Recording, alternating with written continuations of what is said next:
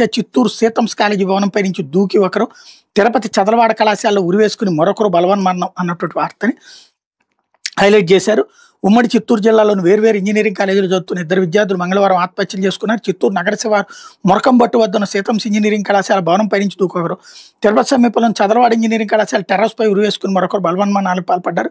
ఇందుకు సంబంధించిన వివరాలు చిత్తూరు నగరంలోని 6వ వార్డు సంజయ్ గాంధీ నగర్కి చెందిన రుద్ర 19 ఏళ్ల అనే యువకుడు సీతమ్స్ ఇంజనీరింగ్ కాలేజ్ బీటెక్ ద్వితీయ సంవత్సరం చదువుతున్నాడు. అతను మంగళవారం మధ్యాహ్నం 3:05 గంటల సమయంలో కళాశాలలోని మెకానికల్ విభాగం భవనం 3వ అంతస్తు నుంచి దూకేశాడు. తీవ్రంగా గాయపడి అపస్మారక స్థితిలోకి చేరిన రుద్రను కాలేజీ నిర్వాహకులు వెంటనే చిత్తూరు ప్రభుత్వ ఆసుపత్రికి తరలించారు. అప్పటికే అతను మరణించినట్టు సహచర విద్యార్థులు తెలిపారు.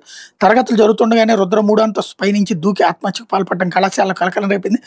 రుద్ర మృతిపై తమకు అనుమానాలు ఉన్నాయని అతని తల్లి తులసి, కుటుంబ సభ్యులు కళాశాల వద్ద ఆందోళనకు దిగారు. సీసీటీవీ ఫుటేజీలను చూపించాలని డిమాండ్ చేశారు.